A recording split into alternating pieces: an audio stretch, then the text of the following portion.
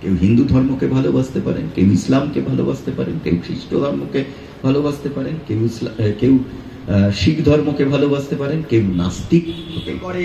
বোঝাতে চায় হিন্দু ধর্মকে ভালোবাসতে হলে মুসলমানকে খুন করতে হবে, খ্রিস্টানদের পুড়িয়ে মারতে হবে। তো বলেছিলেন নাস্তিক সেও পায় বিধাতার বর, ধার্মিকতার করে না আড়ম্বর। এখন যে বিষয় শহীদ ভগৎ সিং এর স্বপ্নের ভারত, এই সময় দক্ষিণপন্থার বিপদ এবং বামপন্থীদের দায়িত্ব, এই বিষয়ের উপরে কিছু কথা বলার জন্য। এবং যেটা স্বরূপ শুরুতে বলল, আমাকে বলেছিল যে বামপন্থীদের দায়িত্ব ইত্যাদি প্রশ্নে, বিশেষ করে আজকে হিন্দুত্ববাদের যে বিপদ আমাদের কাছে আসছে সেইটা যাতে একটু বিশেষ করে আলোচনা করা যায়, আমি সেইভাবেই আলোচনা করার চেষ্টা করি। নওজোয়ান ভারত সভা, ভগৎ সিং, তার শতবর্ষ, কাকরি ষড়যন্ত্র মামলার শতবর্ষ, এই দিনগুলোকে, এই অধ্যায়গুলোকে আমরা ছুঁয়ে ছুঁয়ে যাচ্ছি এবং বারংবার ভগৎ সিংদের আত্মত্যাগ, চন্দ্রশেখরের, সুখদেবদের আত্মত্যাগ, তার সঙ্গে ক্ষুদিরাম, প্রফুল্ল চাকি, বিনয় বাদল, দীনেশ মাতঙ্গিনী হাজরা, এদের কথা এখন আমাদের বারে বারে স্মরণ করা দরকার। কারণ যে দেশ গড়বার স্বপ্ন নিয়ে এরা নিজেদের জীবন আহুতি দিয়েছিলেন, আজকে সম্পূর্ণ উল্টো পথে আমাদের দেশকে নিয়ে যাওয়ার চেষ্টা করছে আমাদের দেশের শাসকরা। ভগৎ সিং এর একটা খুব অল্প দিনের জীবন, 24 বছরও হয়নি, তার আগে মারা গেলেন, ফাঁসি হল। কিন্তু তারই মধ্যে বিপ্লবী চিন্তাভাবনা আমাদের দেশের স্বাধীনতার চিন্তাভাবনার ক্ষেত্রে একটা উলট পালট করে দিলেন। ধরুন, হিন্দুস্তান রিপাবলিকান আর্মি, সেই সংগঠনের মধ্যে কাজ করতে করতে ভগৎ সিং বলছেন যে আমাদের সংগঠনের চিন্তা ভাবনার মধ্যে কিছু মৌলিক পরিবর্তন করা দরকার। কেন? তার কারণ যে শুধু হিন্দুস্তান রিপাবলিকান আর্মি বললে আমরা আলটিমেটলি যে লক্ষ্যে পৌঁছাতে চাই সে লক্ষ্যে পৌঁছাতে পারবো না। একটা 24 বছর বয়সের কম বয়সী ছেলে সে বলছে, তাহলে কি করতে হবে?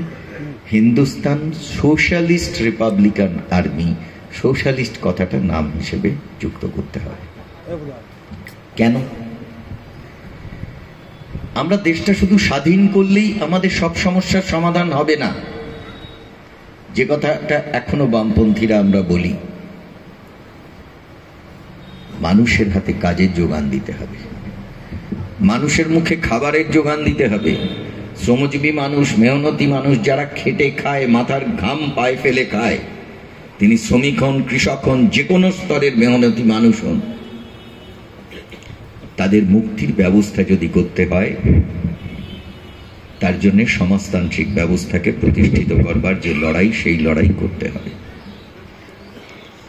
ফলে এই ভাবনা নিয়ে ভগৎ সিংদের চলা। ভগৎ সিং তার ফাঁসিতে ঝুলবার কয়েকদিন আগে তার বন্ধু সুখদেবকে একটা চিঠি লিখে বলছেন যে আমরা সমাজতন্ত্র এবং মার্ক্সবাদের আদর্শ গ্রহণ করেছি। সেই সম্পর্কে বলছেন যে you and I may not live, তুমি বা আমি হয়তো বাঁচব না, কারণ তখন ফাঁসির পরোয়ানা হয়ে গেছে।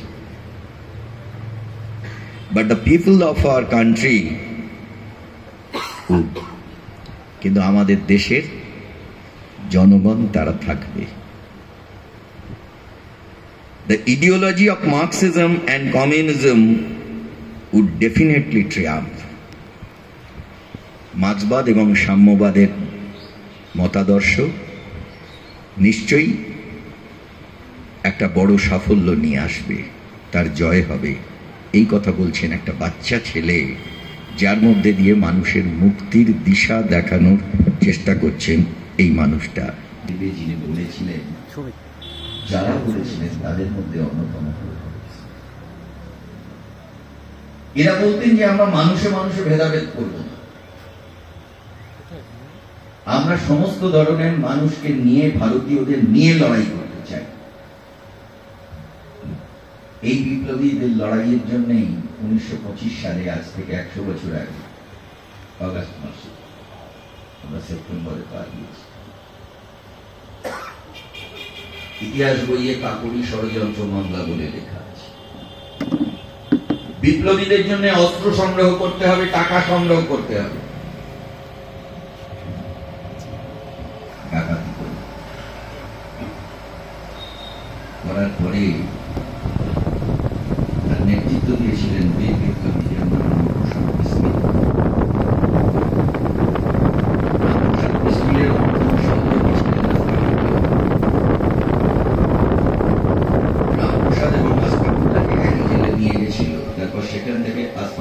দুজন, একজন ম্যাজিস্ট্রেট এবং একজন সিআইডি, যারা দুজনেই মুসলিম, তারা ধরে নিয়ে গিয়ে অন্য একটা জেলে নিয়ে গেল।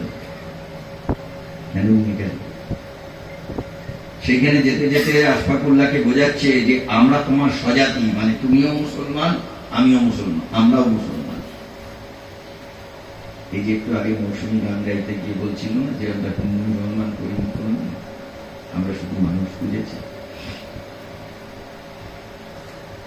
সেখানে তারা বলছে তাই তুমি রামপ্রসাদ বিসমিলের লড়াইয়ের সামনে তোমার পা মেলানোর কোনো দরকার নেই, তোমাকে আমরা রাজসাক্ষী করে বাঁচিয়ে দেবো, তুমি ব্রিটিশের রাজসাক্ষী হয়ে যাও, তুমি তো হিন্দু নও, তাই তোমাকে আমরা এই সুযোগটা দিতে চাই। আশফাকুল্লাহ অল্প বয়স, 20-22-25, এখানে থাকলে হয়তো কনিষ্ঠতম হতো। সে বলল যে রামপ্রসাদ বিসমিলেরও যে লড়াই, আমারও সেই লড়াই। রামপ্রসাদ বিসমিল হিন্দুর জন্য লড়ছে আর আমি মুসলমানের জন্য লড়ছি, ব্যাপারটা তা না। রামপ্রসাদ বিসমিলও হিন্দুস্তানের মুক্তির জন্য লড়ছে, আমিও হিন্দুস্তানের মুক্তির জন্য লড়ছি। তাই আমাদের দুজনের লড়াই যেহেতু এক, তাই রামপ্রসাদ বিসমিলকে যদি কোনো জেলে ফাঁসি দাও, আমিও এই জেলে ফাঁসির দড়ি গলায় হাসতে হাসতে পড়ব, আমার দেশমাতৃকার জন্য জীবন দিতে আমার এই আত্মত্যাগের মধ্যে দিয়ে আমাদের স্বাধীনতা সংগ্রামের যে অধ্যায় সৃষ্টি হয়েছিল, তার অন্যতম নেতার নাম ছিল লালা লাজপত রায়কে। এমন ভাবে মারা হলো যে লাজপত রায়, তার পরিণতিতে তার মৃত্যু ঘটে গেল। ভারতবর্ষের স্বাধীনতার সংগ্রামের ইতিহাসে লাল বাল পাল আপনারা জানেন, লালা লাজপত রায়, পাল গঙ্গাধর তিলক, বিপিন চন্দ্র পাল। তারপরে সেই স্যান্ডার্সকে হত্যা করেছিল এই হিন্দুস্তান সোশ্যালিস্ট রিপাবলিক আর্মি। পরে তারা একটা ফতোয়া দিয়ে দিয়েছিল, স্যান্ডার্সকে হত্যা করলাম কেন? লাজপত রায়ের হত্যাকাণ্ডের বদলা নিলাম। মানে এই কথা দেশের জন্য ঘোষণা করে বলবার দম তারা দেখিয়েছিলেন। আজকে আমাদের আবারও দেশপ্রেমিক লড়াইয়ে নামতে হবে।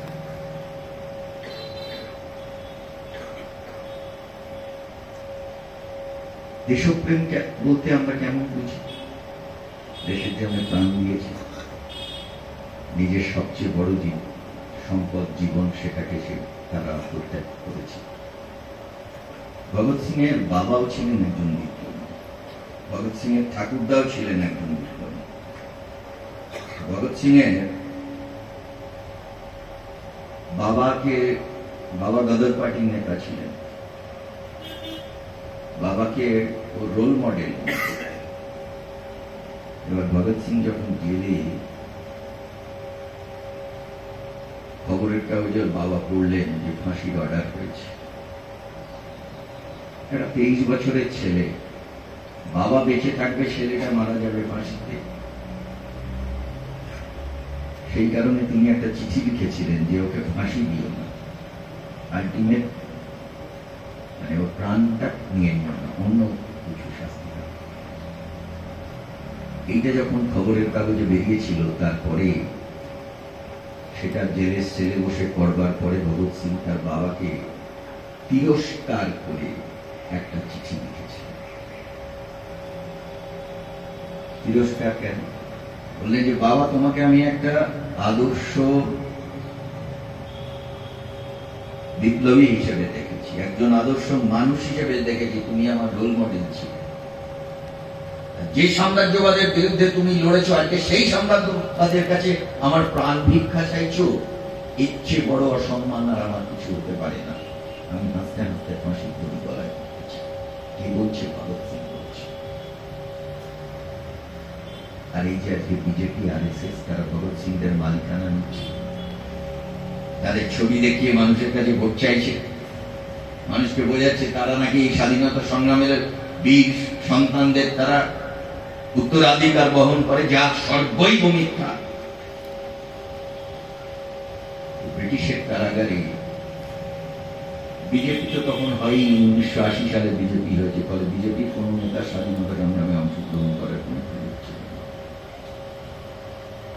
বিজেপির মাথা যে সংগঠনটা RSS, তারা 1925 সালে আত্মপ্রকাশ করে।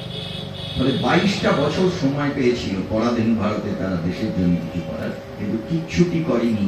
RSS স্বাধীনতা সংগ্রামে কুটো নেড়ে দুটো করেনি। আজকে এই কথাটা খুব স্পষ্ট করে আমাদের নিজেদের খেয়াল রাখতে হবে। আমাদের সহযোদ্ধা মানুষ যারা আছেন, আমাদের পাড়ায় গ্রামে গঞ্জে আমাদের সহনাগরিক বন্ধু যারা আছেন এই রাজ্যে এদেশে, তাদের কাছে পৌঁছে। আর লাস্ট 15ই আগস্টের বক্তৃতায় প্রধানমন্ত্রী কি বললেন? বিরাট বড় ভূমিকা পালন করেছে RSS ফিলোসফিক্যালি ডিক্লেয়ার করেছিল যে ব্রিটিশের বিরুদ্ধে শক্তি ক্ষয় করে আমাদের নিজেদের শক্তি নষ্ট করবার কোনো মানে হয় না, আমাদের শক্তিটাকে পুষে রেখে দাও, পরে মুসলমানদের বিরুদ্ধে হিন্দুদের একত্রিত করে লড়াই করতে হবে, সেই লড়াইটা যাতে আমাদের জিততে পারে। RSS এর কোন নেতা নয়, কিন্তু হিন্দু মহাসভা করতেন। RSS এর রোল মডেল যে লোকটি, তার নাম বিনায়ক দামোদর সাভারকার, সেই লোকটা ব্রিটিশের জেলে গেছিল। কেন গেছিল? তিনি যখন বিলেতে ব্যারিস্টারি করতে যান, বিলেতে যারা পড়তে যেত তাদেরকে CPGB, communist party of Great Britain, এবং সেখানকার মুক্ত চিন্তার মানুষরা ভারতবর্ষকে যে কলোনি করে রেখে দিয়েছে, উপনিবেশ করে রেখে দিয়েছে, তার বিরুদ্ধে সচেতন করে আমাদের দেশের মুক্তির লড়াইয়ের জন্য তাদেরকে তৈরি করতেন। ব্রিটেনের মানুষ, ব্রিটেনের communist party CPGB, communist party of Great Britain, আর পিতা ব্রেন ব্যাডলি, হ্যারি পলিট, যারা জ্যোতিবোসদের কমিউনিস্ট বানিয়েছিল, তার সঙ্গে আরো কিছু মুক্ত চিন্তার মানুষ ছিল। তাদের দ্বারা উৎসাহিত হয়ে, ইনফ্লুয়েন্স হয়ে দেশের স্বাধীনতা সংগ্রামে বিনায়ক দামোদর সাভারকার তিনিও ঝাঁপিয়ে পড়েছিলেন। তারপরে ব্রিটিশ যখন তাকে কারাগারে ঢুকিয়ে দিল, জেলখানায় ঢুকালো, জেলে ঢোকবার পরেই সাভারকারের বোধোদয় হলো এবং ব্রিটিশের পদলেহন করে একের পর এক মুচলেখা চিঠি তিনি দিয়েছিলেন। একটা চিঠিতে বললেন যে ব্রিটিশরা আমার মা বাবা, আমি তোমাদের প্রডিগাল সন, মানে অবাধ্য সন্তান। সন্তান অবাধ্য হলেও বকা ঝকার পরে, শাসন করার পরেও কি বাবা মা তাকে ক্ষমা করে না? তাহলে ব্রিটিশ রাজশক্তি তুমি আমাকে ক্ষমা করতে পারছো না। আর একটা চিঠিতে বললেন ভারতবর্ষের তরুণ প্রজন্মের ছেলে মেয়েরা তারা ব্রিটিশ বিরোধী লড়াইয়ে ঝাঁপিয়ে পড়ছে, ভুল পথে তারা যাচ্ছে। আমাকে যদি ছেড়ে দেওয়া হয়, আমি তাহলে সেই বিপথগামী ছেলে মেয়েদেরকে ব্রিটিশ বিরোধী সংগ্রাম থেকে যাতে দূরে রাখা যায়, তার জন্য নিজের জীবনটাকে উৎসর্গ করব। এই বেঈমান বিশ্বাসঘাতক লোকটার নাম বিনায়ক দামোদর সাভারকর, যার হিন্দুত্বের মডেল নিয়ে আরএসএস তৈরি হয়েছিল। আমি যে কথাটা বলতে চাই, একদিকে এই সাভারকরদের বেঈমানির ইতিহাস, আরএসএস এর বেঈমানির ইতিহাস, তার উত্তরাধিকার বহন করছে বিজেপি। আজও সেই বেঈমানরা মানুষের মধ্যে বিষ ঢোকানোর চক্রান্ত করছে। আর পাশাপাশি ভগৎ সিংদের আত্মত্যাগ, ক্ষুদিরাম বোসদের আত্মত্যাগ, আশফাকুল্লাহদের আত্মত্যাগ, মাতঙ্গিনী হাজরার আত্মত্যাগ, যে আত্মত্যাগের মহাকাব্য রচিত হয়েছে আমাদের ভারতবর্ষের স্বাধীনতা সংগ্রামের ইতিহাসে, আমরা স্পষ্ট করে বলতে চাই সেই আত্মত্যাগের ইতিহাসটাকে আমরা বুকের মধ্যে সোনার অক্ষরে লিখে রাখবো। আর তার সঙ্গে সঙ্গে এই বেঈমানদেরকে আমরা চিনে নিয়ে যাতে আস্থা করে ফেলতে পারি, তার জন্য যে লড়াই, সেই লড়াইকেও আমরা জারি রাখবো। এটা আমাদের শপথ। তবেই না আমরা ভগৎ সিংদের স্বপ্নের ভারত করতে পারবো। এই যে আজকে ভারত থেকে শুরু করে গোটা পৃথিবীতে দক্ষিণ পন্থার বিপদ, দক্ষিণ পন্থার বিপদটা আসলে কি? যদি পুঁজিবাদী পথে অর্থনীতি যায়, তাহলে তার সঙ্গে যে রাজনীতিটা চলে সেই রাজনীতিকে বলে দক্ষিণ পন্থা। আর পুঁজিবাদ কেমন ব্যবস্থা? কমরেড কার্ল মার্কস এবং ফ্রেডরিক এঙ্গেলস তাদের লেখা ছোট্ট পুস্তিকা কমিউনিস্ট ইস্তেহারে বললেন যে পুঁজিবাদ হলো এমন একটা ব্যবস্থা যেখানে 10টা মানুষ ভালো থাকে। কেন? কারণ 90টা মানুষ খারাপ থাকে। সমাজের 100টা লোকের মধ্যে 90টা লোক খারাপ থাকে বলে তাদের সেই খারাপ থাকার বিনিময়ে 10টা লোক ভালো থাকে। এই ব্যবস্থাটার নাম পুঁজিবাদ। আমি কি বলতে পারছি ঠিক করে? বোঝা যাচ্ছে? তাহলে সেই ব্যবস্থাটার অনুসারী রাজনীতির নাম হচ্ছে দক্ষিণ পন্থা। পুঁজিবাদ যখন আগ্রাসী হয়ে ওঠে, দক্ষিণ পন্থা তখন অতি দক্ষিণ পন্থার দিকে সরে। আমাদের দেশে নরেন্দ্র মোদী ক্ষমতায় আসবার পরে আমরা সেই অতি দক্ষিণ পন্থার দিকে গেছি। পৃথিবীর আরো কিছু কিছু দেশ গেছে। আর সেই অতি দক্ষিণ পন্থা যখন আরো বিকৃত রূপ পরিগ্রহ করে, পুঁজিবাদ যখন আরো বিকৃত রূপ পরিগ্রহ করে, ধারণ করে, তখন তার নয়া ফ্যাসিবাদী চেহারা পায়। বিগত শতাব্দীতে যে ভাবনাকে ফ্যাসিবাদ বলা হতো, এই শতাব্দীতে তার কিছু চরিত্র বদল হয়ে তার নতুন নাম হয়েছে নয়া ফ্যাসিবাদ। সেই নয়া ফ্যাসিবাদী পথে আমরা যাচ্ছি। নয়া ফ্যাসিবাদী রাজনীতির প্রধান প্রবণতা কি আমাদের দেশের ক্ষেত্রে? Corporate communal Nexus.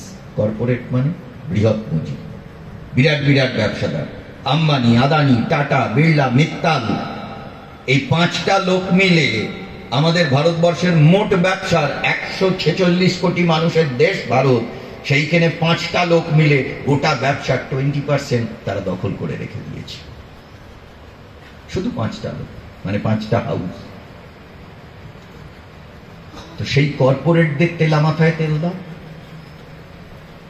আর কর্পোরেটদের তেলা মাথায় তেল দিতে গেলে যখন মানুষের জীবন যন্ত্রণা বাড়ে, মানুষ যখন বুঝতে পারে, চিনতে পারে যে এরা কর্পোরেটদের তেলা মাথায় তেল দিয়ে আমাদের সর্বনাশ বাড়াচ্ছে, তখন মানুষকে বলো যে এখন তোমার সামনে রুটি রুজিটা আসল সমস্যা না। আসল সমস্যাটা তোমার ধর্ম, হিন্দু ধর্ম, সেটা বিপদের মধ্যে রয়েছে। কর্পোরেট পুঁজি ও হিন্দুত্বের অশুভ আঁতাতের মধ্য দিয়ে দেশ চলছে। কর্পোরেট পুঁজি আমার মাথায় হাতুড়ি মারছে, আমার পেটের খাবার কেড়ে নিচ্ছে, এই দিক থেকে সে আক্রমণ করছে। আমরা ঐক্যবদ্ধ হচ্ছি কিভাবে এই দিকের আক্রমণকে প্রতিহত করব। আর ওপাশ থেকে হিন্দুত্ববাদের নাম করে আমাদের ডেকে বলছে যে ওদিকে না, এদিকে এসো, মন্দির বানাতে হবে, মসজিদ ভাঙতে হবে, মথুরায় ঈদগাহটাকে ভেঙে দিতে হবে, নতুন করে সেখানে মন্দির বানাতে হবে, রাম মন্দির বানিয়ে দিয়েছি, সেই রাম মন্দিরে পুজো দেওয়ার জন্য ব্যবস্থা করো, পাড়ার লোকজনকে, হিন্দু লোকজনকে বলো যে এসে এখানে ভালো করে পুজো আচ্ছা করে দিয়ে ভালো করে তার শান্তি টান্তি চেয়ে নিয়ে যাক। তাদের এখন লড়াইয়ের ময়দানে যাওয়ার দরকার নেই। অর্থাৎ কর্পোরেট পুঁজি যাতে আপনাকে আমাকে লুট করতে পারে, গোটা দেশটাকে চুষে নিতে পারে, তার ব্যবস্থাটাকে নিশ্চিত করবার জন্য আমাদের দৃষ্টিটাকে ঘুরিয়ে দেওয়া হচ্ছে। এর নাম কর্পোরেট কমিউনাল নেক্সাস, কর্পোরেট পুঁজি এবং হিন্দুত্বের রাজনীতির অশুভ আঁতাত, যার মধ্যে দিয়ে আমাদের দেশ চলছে। এর নাম দক্ষিণ পন্থা। এই দক্ষিণ পন্থা অতি দক্ষিণ পন্থায় আজকে পর্যবসিত হয়েছে। দক্ষিণ পন্থা না, যেখান থেকে সে নিও ফ্যাসিবাদী চেহারা পেয়েছে। আর এই নিও ফ্যাসিবাদী চেহারায় নিজের ধর্মের নাম করে যদি নিজেদেরকে কনসলিডেটেড হতে হয়, মানে সংহত হতে হয়, এক জায়গায় জড়ো হতে হয়, তার জন্যে একটা শত্রু খাড়া করতে হয়, যে কারণে এখানে বিজেপি আর এস এর শত্রু হিসেবে মুসলমানদেরকে চিহ্নিত করছে। এই যে এনআরসি, সিএ ইত্যাদি এসআইআর বলতে গিয়েও কমরেড সুমিত দে সেগুলো বলবেন। আমরা দেখেছিলাম গত শতাব্দীতে 1933 সালে জার্মানিতে যখন হিটলার ক্ষমতায় এলেন, তারপরে কি করেছিলেন? বলেছিলেন ইহুদিরা হচ্ছে শত্রু, অপর, অন্য, ওদেরকে শত্রু বলে মনে করে তারপরে নিজেদের কনসলিডেট সংহত হতে হবে। পৃথিবীর সর্বকালের সর্বশ্রেষ্ঠ বিজ্ঞানী, যার নাম অ্যালবার্ট আইনস্টাইন, সেই মানুষটা ইহুদি ছিলেন বলে এবং সেই মানুষটা হিটলারের মতামতকে অপছন্দ করতেন বলে, তা নিয়ে সোচ্চারে বলতেন বলে, অ্যালবার্ট আইনস্টাইনের মুন্ডুর দাম কাগজে বিজ্ঞাপন দিয়ে তখনকার দিনে 1000 পাউন্ড হাঁকা হয়েছিল। জ্যান্ত বা মরা অ্যালবার্ট আইনস্টাইনের মুন্ডু যদি দিতে পারো তাহলে তাকে 1000 পাউন্ড দেওয়া হবে, মানে তার 3 পুরুষের ভবিষ্যৎ হয়ে গেল। তখনকার দিনে 1933 সালে 1000 পাউন্ড মানে তার এতটাই দাম ছিল। তার মানে অ্যালবার্ট আইনস্টাইনদের যারা খুন করতে চায় তারা ফ্যাসিবাদের নেতা, তারা ইহুদিদের শত্রু বানিয়েছিল, এখানে মুসলমানদের শত্রু বানানো হচ্ছে।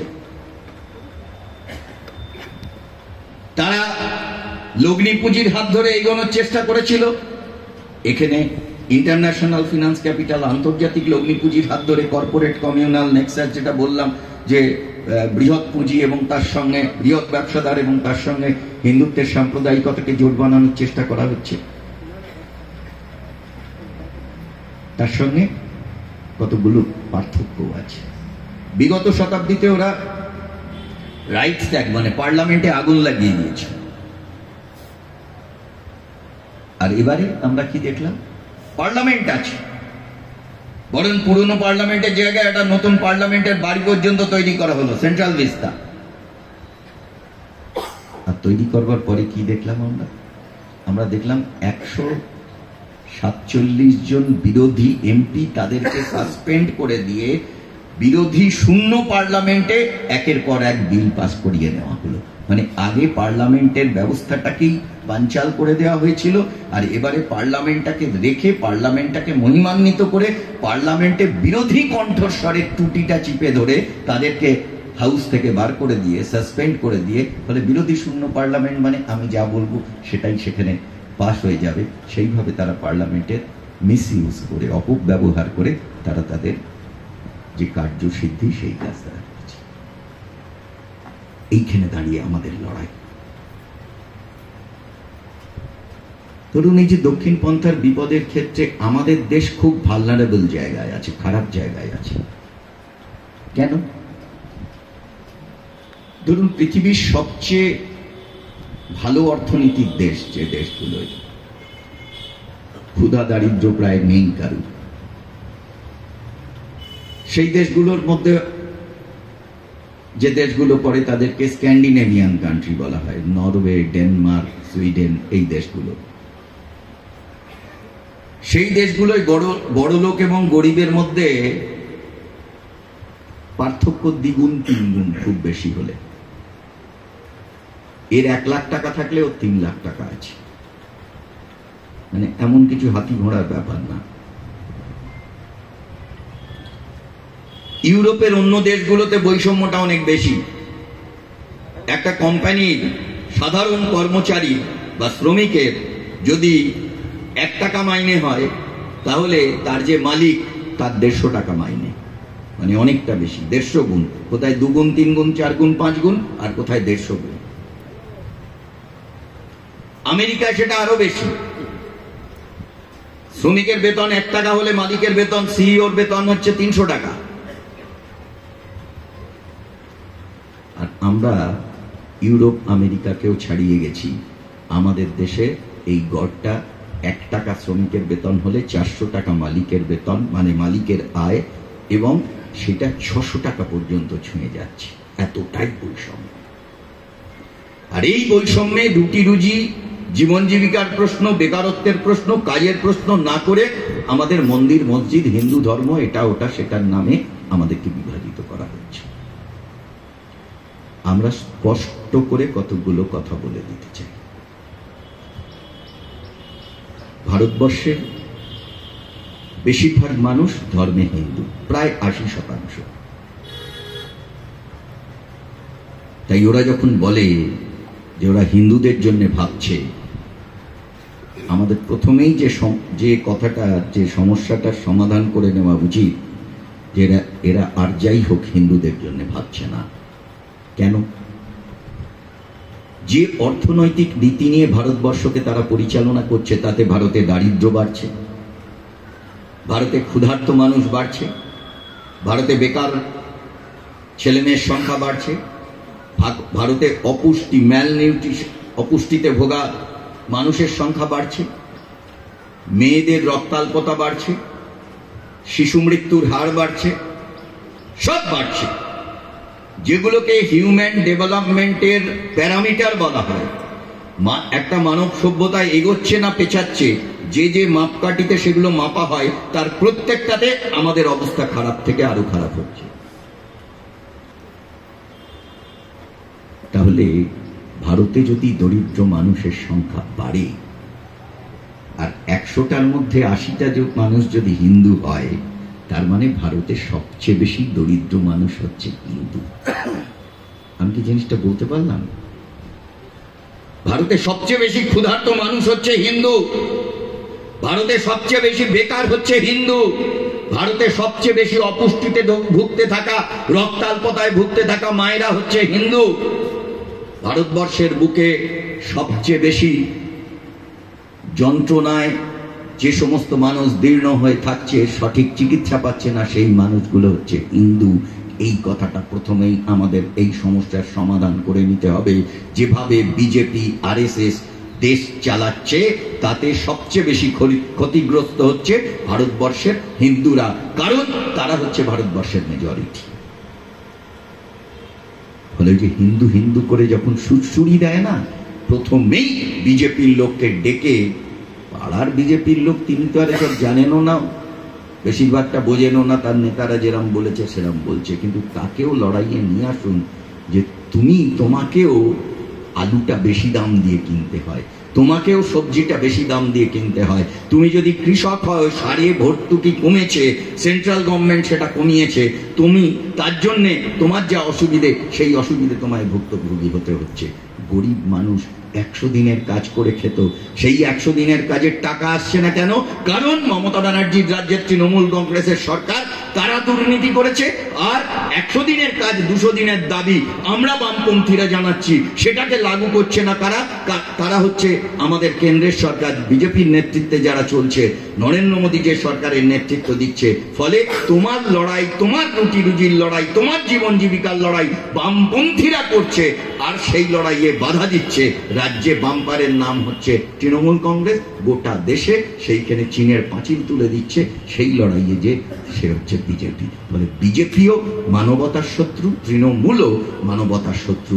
এই কথাটা আমাদের আন্তরিকভাবে যত্ন নিয়ে আমাদের প্রতিবেশী মানুষদের কাছে গিয়ে তাদের বন্ধ মনের দরজায় টুকটুক করে কড়া নেড়ে আমাদের পৌঁছে দিতে হবে, তা না হলে নিস্তার নেই। আচ্ছা, ধর্ম নিয়ে রাজনীতি কেন করা হয়? এই যে সাম্প্রদায়িকতার রাজনীতির কথা আমরা বলি, অনেক সময় আমরাও ভুল করে রাস্তার মোড়ে সাম্প্রদায়িকতার বিরুদ্ধে বলতে গিয়ে আমরা ধর্মের বিরুদ্ধে 2-4 কথা বলে ফেলি, খুব ভুল করি। 3 মানে যেমন 2 না, তেমনি সাম্প্রদায়িকতা মানে ধর্ম না। সাম্প্রদায়িকতাকে আক্রমণ করতে হলে সাম্প্রদায়িকতাকেই আক্রমণ করতে হবে, ধর্মকে আক্রমণ করলে হবে না। ধর্মের সঙ্গে আমাদের কারুর কোনো শত্রুতা নেই, বরং শ্রদ্ধাবোধ আছে ধর্ম সম্পর্কে। তাহলে 3 সমান যেমন 2 নয়, তেমনি সাম্প্রদায়িকতা সমান ধর্ম নয়। কিন্তু 3-এর সঙ্গে কি 2-এর কোনো সম্পর্ক নেই? আছে। একদিকে 3 লিখলে আর একদিকে 2 লিখলে সেই সমীকরণ কখন এক হয়ে যায়? যদি 2-এর পাশে যোগ 1 দেন। 3 সমান 2 নয়, কিন্তু 3 সমান 2 যোগ 1। সাম্প্রদায়িকতা সমান ধর্ম নয়, সাম্প্রদায়িকতা সমান ধর্ম যোগ রাজনীতি। ধর্মকে রাজনৈতিক স্বার্থে ব্যবহার করলে তখন সেটা সাম্প্রদায়িকতার চেহারা নেয়। আমাদের দেশে সাম্প্রদায়িকতার চেহারা নেয়, আর মুসলিম মৌলবাদীরা যে দেশে দাপিয়ে বেড়ায় সেইখানে সন্ত্রাসবাদের চেহারা নেয়। ইসলাম সন্ত্রাসবাদের কথা বলে না, হিন্দু ধর্ম সাম্প্রদায়িকতার কথা বলে না। কিছু মানুষ তাদের রাজনৈতিক স্বার্থকে চরিতার্থ করবার জন্য কখনো হিন্দু ধর্মের নামে সাম্প্রদায়িকতার বিষ ছড়ায়, আর কেউ কেউ ইসলাম ধর্মের নামে সন্ত্রাসবাদের বিষ ছড়ায়। এরা দুজনেই মানবতার শত্রু। এই কথাটা আমাদের গভীরভাবে উপলব্ধি করতে হবে, মানুষের কাছে নিয়ে যেতে হবে। অনেকে বলেন, তোমরা হিন্দুত্ববাদের বিপদের কথা বলছো, ইসলামের কথা বলছো না কেন? ইসলামের না, ইসলাম নিয়ে যে মৌলবাদ, সন্ত্রাসবাদ সমান বিপদ, এ ব্যাপারে কোনো সন্দেহ নেই। বরং গোটা পৃথিবীর হিসেব ধরলে হিন্দু সাম্প্রদায়িকতার চেয়ে মুসলিম মৌলবাদের বিপদ বেশি। কেন বেশি? কারণ পৃথিবীতে যত মানুষ হিন্দু আছে তার চেয়ে বেশি মানুষ মুসলমান আছে।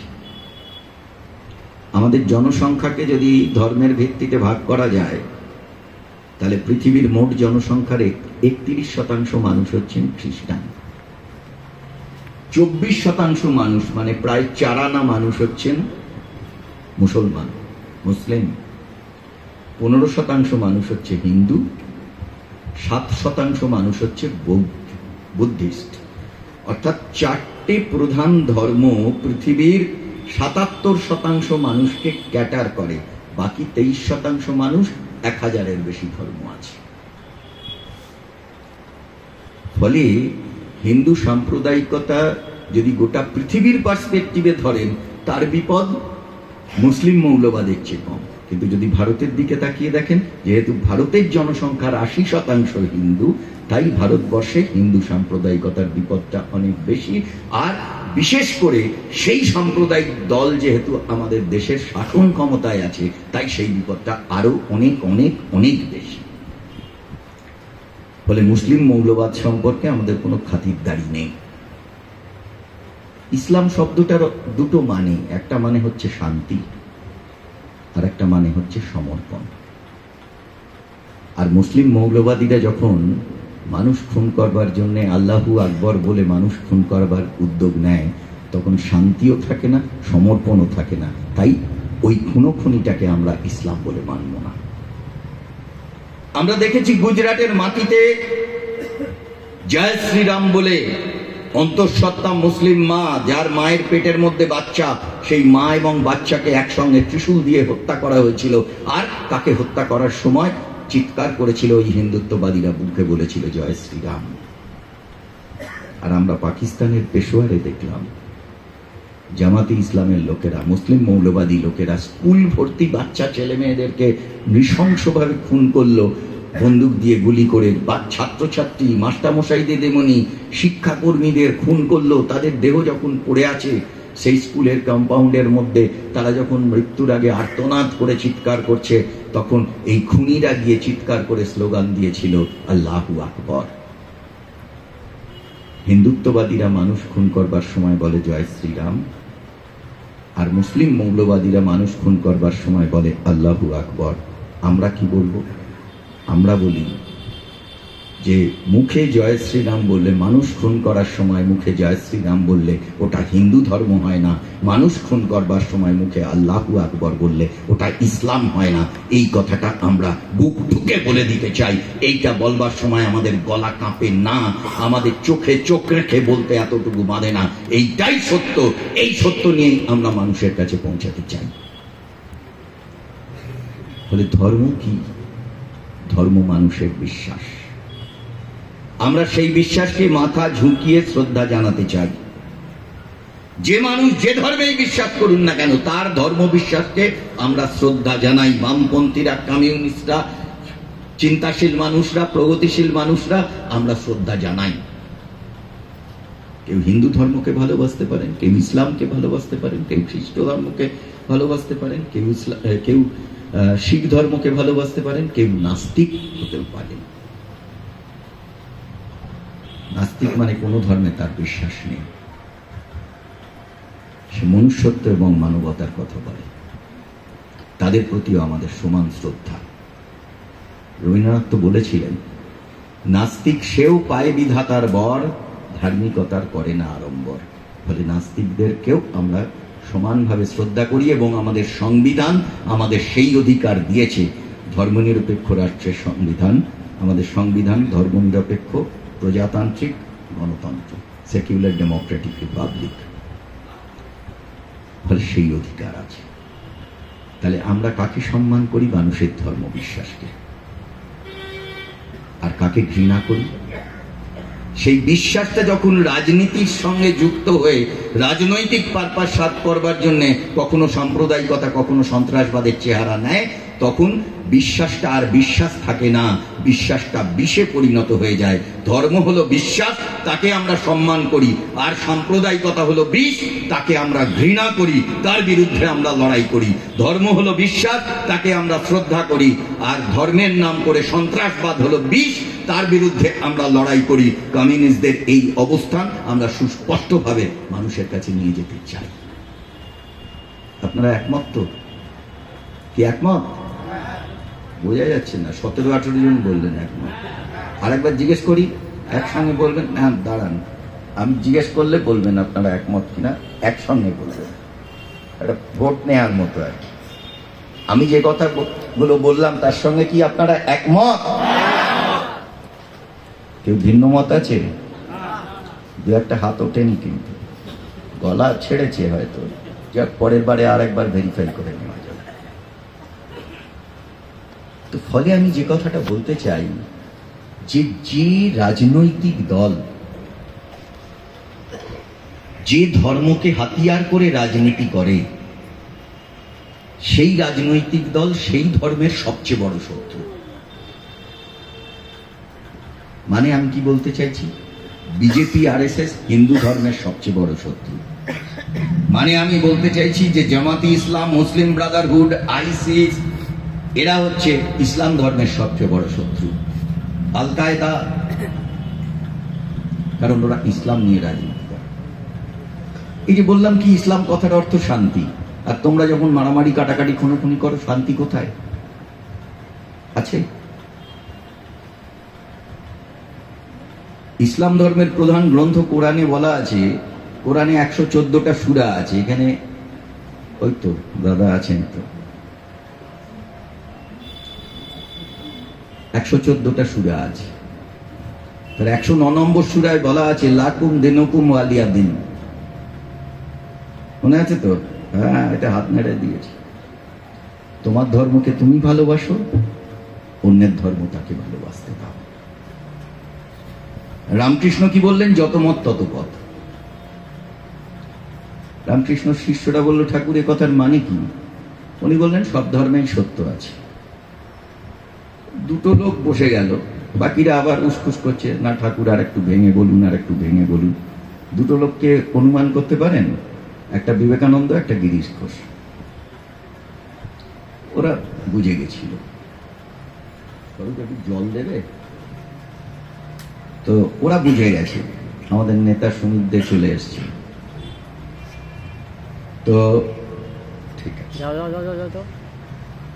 রামকৃষ্ণ অন্যদের জন্য বললেন যে আর একটু ভেঙে বলছেন, যখন বললেন তোরা বুঝলি না, এই যে মা ভবতারিণী এখানে আছেন, মানে দক্ষিণেশ্বরের মন্দিরে কত লোক কতভাবে আসে, কিন্তু সবাই মায়ের কাছে আসে। বললেন এড়েদা থেকে পায়ে হেঁটে আসে। এড়েদা মানে কাছের একটা জায়গা, আরিয়াদহ। বেলঘর থেকে গরুর গাড়ি চড়ে আসে, কলকাতা থেকে মোটর গাড়ি চড়ে আসে, আর গঙ্গার ওপারের উত্তরপাড়া থেকে নৌকা করে আসে। তার মানে কি এক একজন এক একভাবে আসছে, কিন্তু এসে পৌঁছাচ্ছে কোথায়? মা ভবতারিণীর কাছে। বললো ঠিক সেরকম ভাবেই কেউ মন্ত্র উচ্চারণ করে প্রার্থনা করছে, কেউ আজান দিয়ে প্রার্থনা করছে, কেউ চার্চে গিয়ে গান করে মোমবাতি জ্বালিয়ে প্রার্থনা করছে, কেউ বা ড্রাম পিটিয়ে বুদ্ধিস্টরা তারা ওম মণিপদ্মে হুম বলে মন্ত্র বলে প্রার্থনা করছে। এক একজন এক এক রকম ভাবে প্রার্থনা করছে, আসলে সকলেই একটা পরম সত্যকে খুঁজতে চাইছে। তাই বললেন যে আমরা ভাষা না বুঝলেই গন্ডগোল। কেউ বলছে জল, কেউ বলছে পানি, কেউ বলছে ওয়াটার, কেউ বলছে অ্যাকোয়া। তুমি ভাষা জানো না তাই ভাবছো অন্য অন্য কথা বলছে, কিন্তু তুমি যদি ভাষা বুঝতে পারো তাহলে দেখবে সকলে আসলে এক কথা বলছে। তাই নিজের ধর্মকে ভালোবাসো, কিন্তু কোনো অন্য ধর্মকে অসম্মান করো না, কারণ তারাও একই কথা বলছে। আমি কি জিনিসটা বলতে পারলাম? এভাবে রামকৃষ্ণ বোঝালেন। আচ্ছা, আমি যদি আমাদের মতো করে একটা কথা বলি, যে আমরা ওই নিউটনের সূত্র জানি, এগুলো সব সত্য তত্ত্ব, সব নিউটনের first law, second law, third law, তেমনি আমি আপনাদের কাছে একটা কথা বলছি, আমার ধারণা এটা সবার জন্য সত্য। আমরা সবাই আমার মাকে ভালোবাসি। এটা নিয়ে কেউ চ্যালেঞ্জ করবেন? করবেন না তো? কারুর মা বেঁচে আছেন, কারুর নেই, কিন্তু মাকে ভালোবাসেন। ধরুন এটা ভাবুন যে আমি মায়ের কাছে গিয়ে বললাম, মা আমি তোমাকে বড্ড ভালোবাসি। মা একটু খুশি খুশি হবে, ভালো লাগবে। আচ্ছা ঠিক আছে বস, বাবু পাশে বস, একটু মাথার চুলে বিলি কেটে দিল। এবারে বললাম, মা তোমাকে আমি এত ভালোবাসি না, আমি কাকিমাকে একবারে মনের থেকে ঘেন্না করি। মা চমকে গেল। পিসিমাকে দেখলেই দু কথা শুনিয়ে দিই, চাচির সঙ্গে দেখা হলেই তাকে অপমান করি। মা বা আম্মি কি বলবে? বলবে, খোকা তোর অমন ভালোবাসায় কাজে নেই। যেদিন তুই তোর চাচি, কাকি, পিসি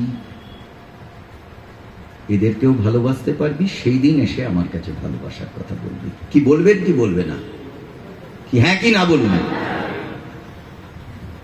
তাহলে নিজের মাকে ভালোবাসার জন্য চাচিকে অসম্মান করতে হয় না, পিসিকে অপমান করতে হয় না, তাদেরও ভালোবাসবো আর নিজের মাকে সবচেয়ে বেশি ভালোবাসবো। তা যিনি হিন্দু তিনি হিন্দু ধর্মকে সবচেয়ে বেশি ভালোবাসবেন, যিনি মুসলিম তিনি ইসলামকে সবচেয়ে বেশি ভালোবাসবেন। কে কোথায় বাধা দিচ্ছে? তার মানে তুমি অন্য ধর্মকে অসম্মান করার অধিকার তোমায় কে দিয়েছে? এই কথাটা বুক ঠুকে আমাদের মানুষের কাছে নিয়ে যেতে হবে। নিজের ধর্মকে ভালোবাসো, অন্য ধর্মকে শ্রদ্ধা বোধ করো। এটাই আমাদের কথা। কোনো জটিল আছে? জটিলতা আছে? কোনো গন্ডগোল আছে? মানুষকে বলতে কোনো অসুবিধা আছে? এই যে বিজেপি, যে আরএসএস, এই যে হিন্দুত্ববাদের কথা বলে, এটা হিন্দু ধর্ম না। 1923 সালে ওই যে বেঈমান বিশ্বাসঘাতক লোকটার কথা বলেছিলাম, বিনায়ক দামোদর সাভারকার, ভগৎ সিং যখন জীবন দিচ্ছে তখন ও জেলখানা থেকে বেরোনোর জন্য মুচলেখা লিখছে। ওই বেঈমানটা একটা বই লিখেছিল, প্রথমে একটা প্রবন্ধ, পরে একটা বই, তার নাম হিন্দুত্ব।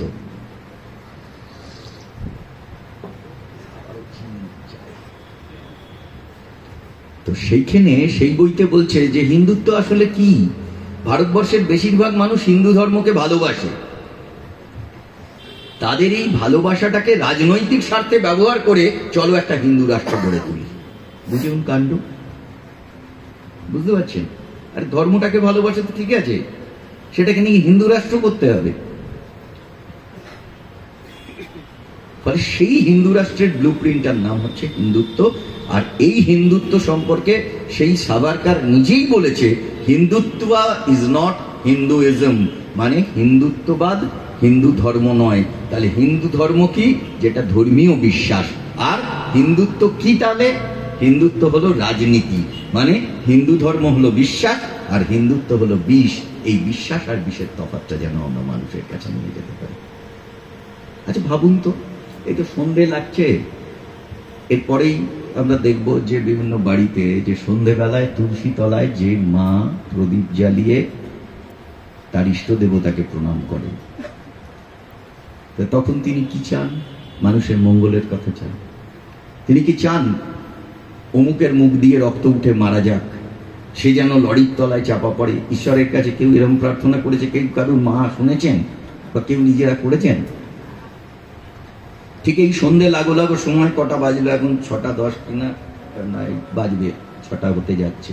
মাগরিবের নামাজ হবে, ধর্মপ্রাণ মুসলমানরা নামাজ করবে, করার পরে আল্লাহর কাছে দোয়া মানবে। সেই দোয়া শুরু হয়েছে নাকি? আমি থামবো? আচ্ছা, তো সেই দোয়া মানার সময় কেউ কি বলে যে ও মরে যাক, ওর ক্ষতি হোক, ওর অসুখ হোক, ওর সর্বনাশ হোক? বলে? সবার মঙ্গল চায়, এটাই ধর্মীয় বিশ্বাস। এই বিশ্বাসটাকে যারা বিষাক্ত করতে চায় তারা সমাজের শত্রু, মানুষের শত্রু। এইটা আমাদের খেয়াল রাখতে হবে। তাহলে ওই যে বললাম যে ইসলামের নামে যারা রাজনীতি করছে তারা ইসলামের সবচেয়ে বড় শত্রু। তাহলে হিন্দু ধর্ম নিয়ে রাজনীতি করছে কে? BJP, RSS. হিন্দু ধর্ম কি বলছে? বসুধৈব কুটুম্বকম। বসুধা মানে কি? পৃথিবী। আর কুটুম্ব মানে কি? আত্মীয়। তাহলে গোটা পৃথিবীর মানুষকে নিজের কুটুম্ব বলে মনে করো। কে বলছে? হিন্দু ধর্ম বলছে। আর এরা কি বলছে? হিন্দু হিন্দু হিন্দুস্তান, মুসলমান যাও পাকিস্তান। বলছে হিন্দু ধর্মের 3টে শত্রু। ওদের একজন নেতা, তার নাম MS গোলওয়ালকার, মাধব সদাশিব গোলওয়ালকার, 1939 সালে একটা বই লিখলো, যে বইটার নাম we or hour nationhood define. সেই বইয়ে বলল হিন্দু ধর্মের 3টে শত্রু, মুসলমান, খ্রিস্টান আর কমিউনিস্ট। বেদে কোথাও লেখা নেই হিন্দু ধর্মের শত্রু আছে বলে, উপনিষদে কোথাও লেখা নেই হিন্দু ধর্মের শত্রু আছে বলে, গীতায় কোথাও লেখা নেই হিন্দু ধর্মের শত্রু আছে বলে, রামায়ণ, মহাভারত, রামকৃষ্ণ কথামৃততে কোথাও লেখা নেই হিন্দু ধর্মের শত্রু আছে বলে। তাহলে হিন্দু ধর্মের শত্রুটা আমদানি করলো কে? যারা ধর্মটাকে নিয়ে রাজনীতি করতে চায়, সেই আরএসএস। সেই আরএসএস এর নেতা তিনি হিন্দু ধর্মের শত্রু খুঁজে পেলেন। তফাৎটা কি আমরা ধরতে পারছি? হিন্দু ধর্মের ইতিহাস মানে হচ্ছে 4000 বছরের বেশি পুরনো ইতিহাস। আর সাম্প্রদায়িকতার ইতিহাস মানে ব্রিটিশ সাম্প্রদায়িকতার বীজ এখানে বপন করার চেষ্টা করেছিল হিন্দু মুসলমানকে আলাদা করার জন্য। আর সেই বীজটাকে ভালো করে এখানে ছড়িয়ে দেওয়ার জন্য, হিন্দু ধর্মের নামে বীজটাকে ছড়িয়ে দেওয়ার জন্য যারা কাজ করে চলছে তারা হচ্ছে 1925 সালে প্রতিষ্ঠিত হওয়া আরএসএস, যে আরএসএস এর মতাদর্শ নিয়ে চলে বিজেপি। ধরুন, হিন্দু ধর্মের কি আরএসএস কে কোনো প্রয়োজন আছে? কোনো প্রয়োজন নেই। এই যে হাজার হাজার বছর ধরে হিন্দু ধর্ম এগিয়ে এসছে, চলে এসছে, যদিও একটা কথা বলে নেওয়া ভালো, 4000 বছরের বেশি হিন্দু ধর্ম বললেও তার কিন্তু সে সময় হিন্দু ধর্ম নাম ছিল না। 4000 বছর আগের কোনো টেক্সটে হিন্দু ধর্ম বলে কিছুর নাম আপনি পাবেন না। আপনি পেয়েছেন কিসের নাম? বৈদিক ধর্ম। বৈদিক ধর্মের পূজা আচ্ছা যাগযজ্ঞ ব্রাহ্মণরা বেশি করে করতো বলে তার থেকে নাম হলো ব্রাহ্মণ্য ধর্ম। আর তারও অনেক অনেক অনেক পরে 1400 সালে, 1400 শতাব্দীতে, 14th শতাব্দীতে, মানে 1400 সামথিং সালে, সেইখানে হিন্দু কথাটা ধর্ম হিসেবে ব্যবহৃত হয়েছে। তার আগে কখনো ধর্ম হিসেবে ব্যবহৃত হয়নি। কিন্তু একই স্রোতধারায় বহতা নদীর মতো চলে এসছে বলে আমরা বলি যে হিন্দু ধর্মের বয়স 4000 বছরের বেশি, কিন্তু তাতে কোনো অসুবিধে নেই। তো এই যে এত বছর ধরে হিন্দু ধর্ম এগোলো, তাতে কি বিজেপির কোনো অবদান আছে? আরএসএস এর কোনো অবদান আছে? রামকৃষ্ণ হয়েছেন তার জন্য আরএসএস এর অবদান আছে? বিজেপি বিবেকানন্দ হয়েছেন তার জন্য আরএসএস এর অবদান আছে? আদি শঙ্করাচার্য আজ থেকে 1200 বছর আগে হিন্দু ধর্মের মধ্যে তিনি যে নতুন নতুন ধারাকে জন্ম দিয়েছিলেন, হিন্দু ধর্মকে প্রসারিত করবার জন্য ভারতবর্ষের 4 প্রান্তে 4টে ধাম তৈরি করবার কথা বলেছিলেন। পূর্ব ভারতে পুরীর মন্দির, পশ্চিম ভারতে দ্বারকার মন্দির, উত্তর ভারতে যোশীমঠের মন্দির, দক্ষিণ ভারতে শৃঙ্গেরির মন্দির। ভারতের মতো এত বড় দেশে একটা জায়গা থেকে ধর্ম প্রচার করলে হবে না, ভারতবর্ষের 4 দিকে 4টে ধর্মস্থান বানাও, প্রধান প্রধান ধর্মস্থান বানাও। সেই ভাবনার যিনি কারিগর আদি শঙ্করাচার্য, তার গড়ে ওঠার পেছনে কি কোনো আরএসএস এর ভূমিকা আছে? না। ফলে হিন্দু ধর্মের কোনোদিন কোনো প্রয়োজন পড়েনি আরএসএস এর। আরএসএস তো বাচ্চা, 100 বছর বয়স, 4000 বছর বয়সের হিন্দু ধর্মের সঙ্গে ওর কি লেনা দেনা? তাহলে গোটাটা গুলিয়ে যায় কেন? কারণ আরএসএস চায় তার রাজনৈতিক স্বার্থটাকে চরিতার্থ করবার জন্য হিন্দু ধর্মটাকে ব্যবহার করতে, আর আমরা ব্যবহৃত হয়ে যাই। আমরা এই যারা বেঈমানদের ইতিহাস, যারা বিশ্বাসটাকে বিষে পরিণত করতে যায়, তাদেরকে আমরা বিশ্বাস করছি। এর চেয়ে বড় ভয়ঙ্কর বিপদ আর সমাজের জন্য কিছু হতে পারে না। সেইখান থেকে আমাদের মানুষকে ফেরাতে হবে। উপনিষদে বলছে, শৃণ্বন্তু বিশ্বে অমৃতস্য পুত্রা, শোনো গোটা পৃথিবীর মানুষ, তোমরা অমৃতের পুত্র এবং কন্যা। তো যে কথাটা বলছিলাম যে হিন্দু ধর্মের কোনো প্রয়োজন পড়েনি আরএসএস কে, পড়ে না। হিন্দু ধর্ম চর্চার জন্য কোনো প্রয়োজন নেই। ধরুন আমরা 5টা বাচ্চা ছেলে মেয়েকে, এসএফআই ডিএফআই ছেলে মেয়েকে নিয়ে বললাম যে 100টা বাড়িতে, হিন্দু বাড়িতে গিয়ে একটা সার্ভে করে আয়। কি সার্ভে করবে? 100টা বাড়িতে গিয়ে তারা বলবে, বাড়ির সবচেয়ে বয়স্ক ধর্মপ্রাণ মানুষকে ডাকবে, দাদু দিদা যা বলি, তার পায়ে হাত দিয়ে প্রণাম করে তার আশীর্বাদ নিয়ে তাকে বলবে যে দাদু তুমি কি হিন্দু হিসেবে গর্ববোধ করো?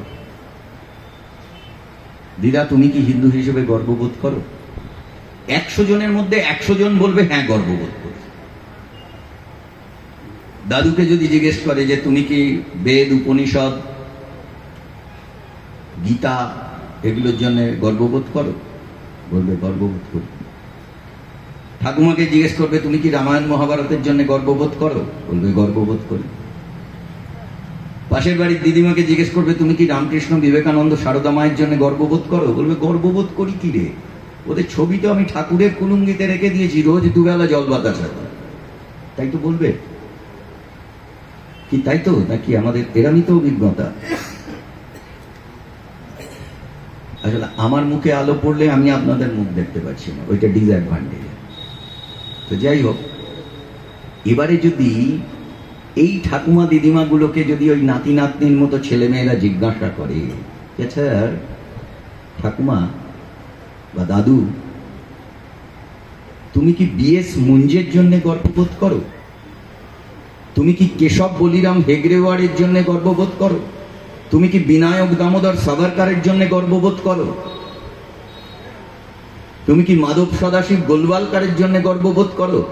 100 জনের মধ্যে 99 জন দাদু কিংবা দিদা এই বাচ্চাগুলোর দিকে ফ্যাল ফ্যাল করে চেয়ে বলবে এরা কারা বাবা, এদের তো ঠিক চিনতে পারলাম না। সারা জীবন ধরে হিন্দু ধর্মের চর্চা করবার জন্য কোনোদিন বিএস মুঞ্জে কিংবা হেগড়েওয়ারের প্রয়োজন পড়ে না কোন ধর্মপ্রাণ মানুষের। এইটাই বুঝিয়ে মানুষকে আমাদের বলতে হবে যে এরা হলো নরেন্দ্র মোদীদের গুরু, এরা হলো দাঙ্গাবাজ এলকে আদবানি, অমিত শাহের গুরু, যারা মনে করে বোঝাতে চায় হিন্দু ধর্মকে ভালোবাসতে হলে মুসলমানকে খুন করতে হবে, খ্রিস্টানদের পুড়িয়ে মারতে হবে, অন্য ধর্মকে ঘৃণা করতে হবে, যারা বসুধৈব কুটুম্বকমের যে শিক্ষা, সেই শিক্ষাকে পদদলিত করে হিন্দু ধর্মকে যারা কলুষিত করে, তাদের নিয়ে বিজেপির রাজনীতি, তাদের নিয়ে আরএসএস এর রাজনীতি, এদেরকে সমাজ থেকে বিচ্ছিন্ন করবার যে লড়াই, সেই লড়াইটা প্রত্যেকটি ধর্মপ্রাণ হিন্দুর কাছেও এই লড়াইয়ের বার্তা নিয়ে আমাদের পৌঁছাতে হবে। এই আবেদন নিয়ে আমরা যেন প্রত্যেকটি ধর্মপ্রাণ মানুষের কাছে পৌঁছাতে পারি, এটাই আমাদের কাছে একটা বড় চ্যালেঞ্জ। মানুষ ভুল জিনিসটাকে বিশ্বাস করছে। আমাদের দেশ সম্প্রীতির দেশ, আমাদের দেশ বিভেদের দেশ না। বিভেদের ঘটনা ঘটেছে অনেক, কিন্তু সেটা ইতিহাসের চালিকা শক্তি হয়নি। আমাদের দেশের সম্প্রীতি ইতিহাসের চালিকা শক্তি হয়েছে। পৃথিবীর অন্যতম প্রাচীন মসজিদ যে কয়েকটা তৈরি হয়েছিল, 622 সালে ইসলামের আত্মপ্রকাশ, কাবা মসজিদ তৈরি হয়েছিল আরবে 622 সালে, মানে 22 থেকে 23-24 তার মধ্যে। আর পৃথিবীর প্রাচীনতম আরেকটা মসজিদ 629 সালে তৈরি হয়েছিল এই ভারতবর্ষের মাটিতে। যখন সেই মসজিদটা তৈরি হয়, ভারতে তখনও একটাও মুসলমান মানুষ ছিল না, তখন ভারতে মসজিদ তৈরি হয়েছিল। আর যে মসজিদটা তৈরি করেছিল একজন হিন্দু ব্রাহ্মণ রাজা, যার নাম চেরামান পেরুমাল। কেন তৈরি করেছিল? কারণ আরবদের সঙ্গে আরব সাগর ধরে আমাদের ভারতের যে ব্যবসা বাণিজ্য চলতো, কেরালের পথে সেই বাণিজ্যের মাল আসতো। হঠাৎ দেখা গেল যে আরব ব্যবসাদাররা জাহাজের খোল ভর্তি করে জিনিস এনে ভারতে ফেলে দিয়ে যাচ্ছে, ভারতের জিনিস না নিয়ে তারা পালাই পালাই করে চলে যাচ্ছে। রাজা ডাকলেন তাদের, কি হলো, ব্যবসা তো বন্ধ হয়ে যাচ্ছে, একদিক থেকে মাল এলে তো ব্যবসা হবে না, সমস্যাটা কোথায়? তারা বলল, আমাদের দেশে একটা নতুন ধর্মের আবির্ভাব হয়েছে যার নাম ইসলাম। আমাদের দিনে 5 বার নামাজ পড়তে হয়। বললেন পড়ো, কেউ বারণ করবে না। বললেন আমাদের একটা ধর্মস্থান তার নাম মসজিদ, মসজিদ থাকতে হয়, তোমাদের দেশে মসজিদ নেই। তিনি আর্কিটেক্টদের ডেকে বললেন, মসজিদটা কেমন দেখতে হয় বুঝিয়ে দাও, পরের বারে এসে মসজিদ পেয়ে যাবে, জাহাজ ভর্তি করে মাল যেমন নিয়ে আসবে তেমনি জাহাজ ভর্তি করে মাল নিয়ে চলে যাবে। পৃথিবীতে অন্যতম প্রাচীন মসজিদ, ভারতবর্ষের প্রথম মসজিদ যখন তৈরি হলো, ভারতে একটাও মুসলমান নেই। হিন্দু ব্রাহ্মণ রাজা চেরামান পেরুমাল 629 সালে এই মসজিদটা তৈরি করলেন। কেন না, necessity is the mother of invention. প্রয়োজনের তাগিদ থেকেই, ব্যবসা বাণিজ্যের মধ্যে দিয়ে দেশকে এগিয়ে নিয়ে যাওয়ার তাগিদ থেকেই এই মসজিদ তৈরি হলো। এই দেশটার নাম ভারত। সেই দেশটাকে ওরা হিন্দু মুসলমান বৌদ্ধ খ্রিস্টান, এক দেশ এক ভোট ইত্যাদি করতে চাইছে, যা কখনো আমাদের দেশের সঙ্গে সাযুজ্যপূর্ণ না। বহুত্ববাদটাই হচ্ছে আমাদের দেশের বেসিক এসেন্স। রবীন্দ্রনাথের পাশে নজরুল নেই, ভাবতে পারেন? বিভূতিভূষণের পাশে মুস্তাফা আলী নেই, জীবনানন্দের পাশে জসিমউদ্দিন নেই, নন্দলালের পাশে মকবুল ফিদা হোসেন নেই, রবিশঙ্করের পাশে আলী আকবর নেই, কিশোর কুমারের পাশে মোহাম্মদ রফি নেই। ভাবতে পারেন এই ভারত? এটাই আমাদের ভারত, একসঙ্গে পথ চলার ভারত। তাহলে সেই ভারতটাকে আমাদের রক্ষা করতে হবে। হিন্দুত্ববাদ রাজনীতি বিষ, হিন্দু ধর্ম মানুষের বিশ্বাস, যার প্রতি আমাদের প্রগাঢ় শ্রদ্ধা উজাড় করেই বলতে হবে যে তুমি হিন্দু হও আর মুসলমান হও, তোমার ধর্ম বিশ্বাসের প্রতি আমাদের শ্রদ্ধা আমরা মাথা নিচু করে জানাই, কিন্তু তোমার ধর্ম বিশ্বাসটাকে যেন রাজনীতির যারা খেলোয়াড় তাদের হাতে বড়ে হতে দিও না, সেই সতর্কতাও আমাদের জানাতে হবে। কেন হিন্দু মুসলমানে বিভেদ করবে বলুন তো? ধরুন হিন্দু আর মুসলমানকে একসঙ্গে ডাকুন, পাশাপাশি বসান, বসে তাদের জিজ্ঞাসা করুন, আচ্ছা কোনোদিন কি তোমরা কোনো বইয়ে পড়েছো, কোথাও শুনেছ, কোনো মৌলবী বলেছেন, কোনো পণ্ডিত আচার্য কেউ কোনোদিন বলেছেন যে ঈশ্বরের সঙ্গে আল্লাহর ব্যাপক মারামারি কাটাকাটি বিবাদ হয়েছিল? হিন্দুরাও বলবে শোনেনি, মুসলমানও বলবে শোনেনি। তাহলে কি এই কথা আমরা বলতে পারি না যে ঈশ্বরের সঙ্গে যদি আল্লাহর বিবাদ না থাকে, তাহলে ঈশ্বরের অনুগামীদের সঙ্গে আল্লাহর অনুগামীদের বিবাদ কেন থাকবে? বলতে কি পারি না? চলে যাবো, পারি তো। আচ্ছা ধরুন হিন্দু ধর্মপ্রাণ মানুষরা মনে করেন যে এই বিশ্ব ব্রহ্মাণ্ডের সমস্ত কিছু সৃষ্টি করেছেন ঈশ্বর, আর ইসলাম ধর্মপ্রাণ মানুষরা মনে করেন এই বিশ্ব ব্রহ্মাণ্ডের সমস্ত কিছু সৃষ্টি করেছেন আল্লাহ। হিন্দুদের বলুন যে ঠিক আছে, তোমার কথা মেনে আমি ভাবলাম, আমরা ধরছি যে সূর্যটা ঈশ্বর সৃষ্টি করেছে, তারা খুশি। মুসলিমদের বলুন যে তোমার বিশ্বাস অনুযায়ী ধরলাম চাঁদটা আল্লাহ তৈরি করেছেন, তারাও খুশি। এবার তাদের বলুন যে আচ্ছা ঈশ্বর সূর্যটা সৃষ্টি করেছেন বলে সূর্যের উত্তাপ কি অহিন্দুদের কাছে পৌঁছায় না? সূর্যের আলো কি তাদের কাছে পৌঁছায় না? আল্লাহ চাঁদটা তৈরি করেছে বলে কি জ্যোৎস্নার হাঁকি অমুসলমানদের কাছে গিয়ে আলো ছড়ায় না? যদি ঈশ্বর আর আল্লাহ সৃষ্টি যদি গোটা পৃথিবীতে সার্বজনীন হয়, তাহলে তুমি আমি কে ঈশ্বর আর আল্লাহর নামে বিবাদ করবার? এই প্রশ্ন নিয়েই আমাদের মানুষের কাছে যেতে হবে। সমাজটাকে যারা ভাঙতে চাইছে তাদের হাতটা ভেঙে দিতে হবে। আমি শেষ যে কথাটা বলে আপনাদের কাছ থেকে বিদায় নেব, 56 শুরু করেছিলাম, 56 হয়ে গেছে, 1 ঘন্টা হয়ে গেছে। এই 2-2.5 মিনিট আমি কমরেড সুমিতদের কাছ থেকে চেয়ে নিলাম। আপনারা বোর হয়েছেন? আর 2.5 মিনিট ঠিক আছে। সেটা হলো দেশ স্বাধীন হওয়ার পরে 1953 সালে একটা সিনেমা হয়েছিল, খুব জনপ্রিয়, বৈজু বাওড়া তার নাম। সেই সিনেমার নায়ক ভরতভূষণ, নায়িকা মীনা কুমারী। সেই সিনেমার একটা দৃশ্যে একটা গান ছিল, একটা দেবমূর্তির সামনে দাঁড়িয়ে গান গাইছেন ভরতভূষণ, আসলে দেবতার প্রার্থনা করছে। গানটা ছিল এই, ভগবান ভগবান ও দুনিয়া কি রখওয়ালে, সুন দর্দ ভরে মেরে লালে। বাংলা করে দেওয়ার দরকার নেই, সবাই বুঝতে পারছেন তো? এই গান গেয়ে আসলে বলতে চাইছেন, ভগবান তুমি দেখা দাও দেখা দাও, বলতে বলতে কাঁদছে, টপটপ করে জল পড়ছে, তারপরে অযোধ্যায় জল পড়ছে। চাইলেই তো ভগবান দেখা দেবে না।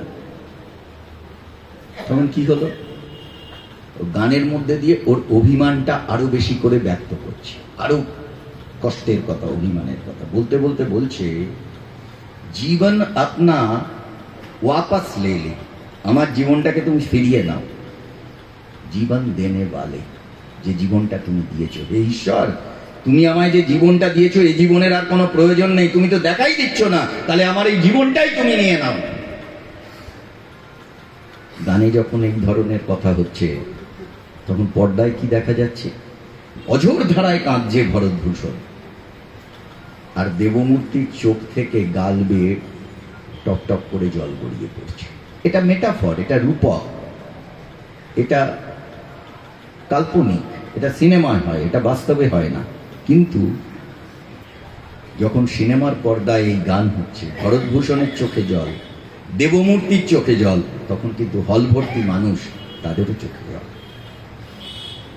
আমি এই গল্পটা কেন বললাম, এই যে ভগবান ভগবান বলে হৃদয় মথিত করা এই যে গানটার কথা লিখেছিলেন যে মানুষটি, তিনি দিনে 5 ওয়াক্ত নামাজ পড়তেন, 5 নামাজি মুসলমান, তার নাম শাকিল বাদাউনি, উর্দু কবি। তিনি এই গানটা লিখেছিলেন। যিনি এই গানটা সুর করেছেন তিনিও একজন ধর্মপ্রাণ মুসলমান, তার নাম নওসাদ। যারা গান বাজনার খবর রাখেন, একটু আগে সুন্দর গান এখানে শুনলেন, তারা জানেন অনেক সময় রাগ রাগিনীর সাহায্যে গানে সুর করা হয়।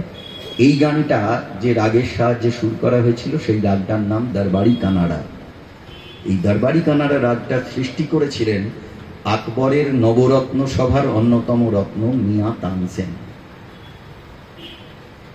আর এই গানটা গেয়ে কোটি কোটি মানুষকে যিনি শুনিয়েছিলেন, সেই মানুষটার নাম মোহাম্মদ রফি, ধর্মপ্রাণ মুসলমান।